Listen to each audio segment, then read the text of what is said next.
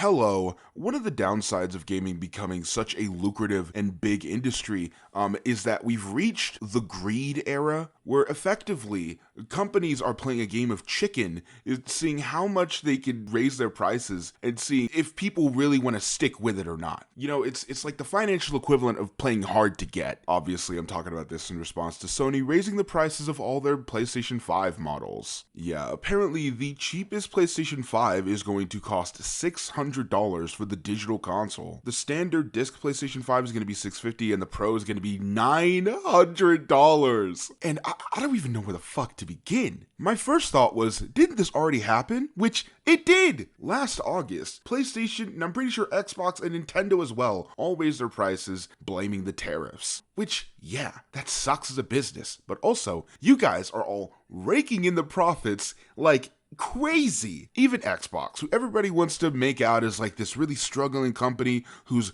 gonna get out of the console war sometime soon, is literally a subsidiary of one of the biggest tech companies to ever exist. So yeah, all of them were feigning hard times last year and raised their prices, and now it's just happening again, which I understand due to chip shortages and AI shit and a lot of stuff that I don't really care about. It is more difficult to source parts in order to keep manufacturing consoles.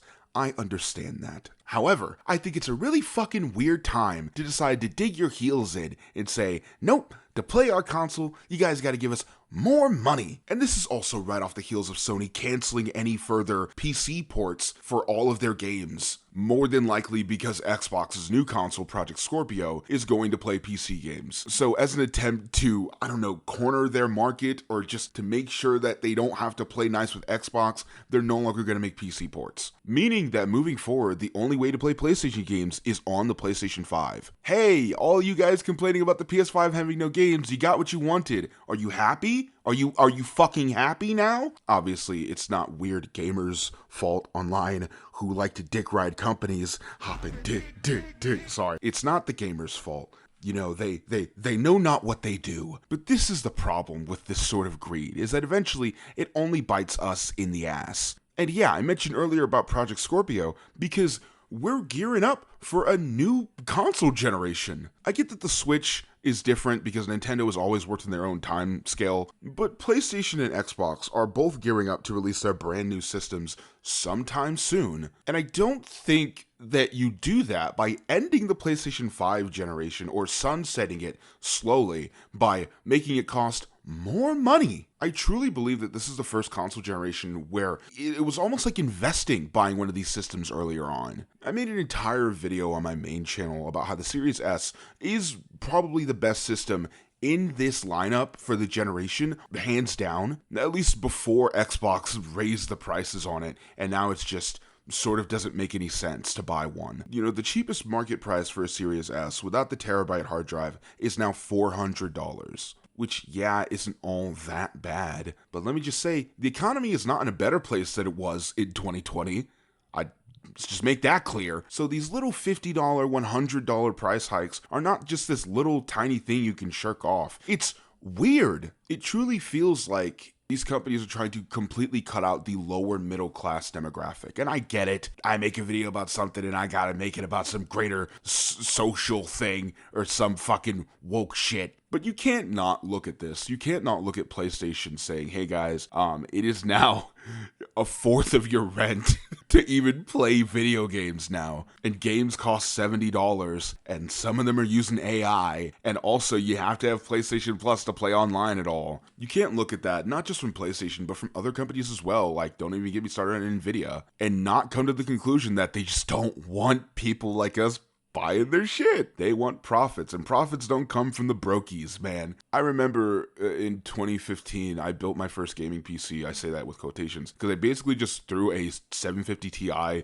in a 2014 Inspiron, and I sort of just used that for everything, from making videos to playing games. That was my shit. And I really wasn't forced to upgrade that until like 2020. And now, my PC that I built from scratch in like 21, 22 doesn't run shit. Like, it's not an understatement that literally nothing modern can run on this PC, which is why I had a PlayStation 5 and a Series S. And for a while, that seemed like a good recommendation. Build an okay PC that can do all your work and then have a Series S or something to play games on. But apparently, that's just not possible anymore. You know, graphics cards are fucking an arm and a leg now. The mid-range or low-end demographic, it just is not something that anyone gives a shit about anymore. And to be honest, I would not be surprised if moving forward, people just don't care about new games. It's already difficult for me to care enough about a game to drop $60 on it, let alone $70.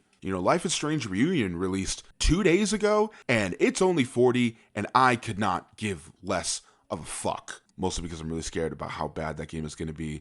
But also I want to reserve expectations, so I'm also not watching any coverage on it at all. So it's just a sort of like weird limbo that I put myself in. But that's me, an adult with a job and no responsibilities. I cannot fucking imagine being a parent and having a controller break. Not because anything malicious happened, but just because life occurred. Or maybe you got another kid or something and you want to play games with people on the couch. That's $70 for the fucking controller. And I get it. Every generation has had this. The PlayStation 3 released to astronomical prices. But there is something about it that's a little different. When I was a teenager, when I put that $750 in my PC, I knew that this was not the peak of gaming. I knew that this was just what I could do with what I had. But you know what? That little $750 Ti played The Phantom Pain, Doom 2016, and so many other games that I cared about. They didn't look great, and sometimes they stuttered a little bit, sometimes I had to play it low, but I could still play the fucking games. Now with stuff like ray tracing and now the addition of path tracing. When the fuck did path tracing become a thing, by the way? Like, character break, don't worry about the video. When the fuck did path tracing become a thing? Like, I get that I sort of fell out of covering gaming stuff for a bit, but when the fuck did path tracing become a thing? We have not even nailed down ray tracing at 1080p with 60 frames per second. Why are we adding new shit? Oh, why? Because it means we could sell more GPUs, which makes us more money, and I'm sad again. Man, do I fucking hate Nvidia. I fucking hate them so much. You know, it used to be fun to watch comparisons of other tech. Like when I had a PS4 Slim, it was fun to see what the PS4 Pro experience was. Simply out of curiosity, not because I felt like I was missing out. Which is all that I've felt this generation. I get it, man, the 1650 Super isn't that great. 4 gigs is not a lot of VRAM, but holy shit, the landscape of just PC gaming alone has changed so much over the course of 7 years. 2019 to now, it is a completely fucking different space altogether. And the biggest issue is that it's a hobby that now expects you to have a lot of fucking money up front. Bitch, I want to play Final Fantasy. This isn't golf. I'm not buying a yacht, okay? I just want to play Resident Evil and Snake Eater on my fucking PC. How is it that a 1650 Super can run most games pretty well in the early 2020s, and now, just a few years later, every game is looking at my card as though it's a paperweight? And all of this just makes me truly fear what the price point of the PS6 and the Project Scorpio is going to be when they're unveiled. Like, does PlayStation plan to lower these prices when the shortages stop? No, of course they don't. And they're not going to have an old console and the new console be the same price point. So I guess prepare yourselves for a $700 PlayStation. Oh my god. Yeah, man, there's no light at the end of this tunnel. Just hell. Just swamp ass and mud in every crevice is what this feels like. I don't know, man. I guess you gotta buy that used PlayStation for the pawn shop before April 2nd, or else you're shit out of luck.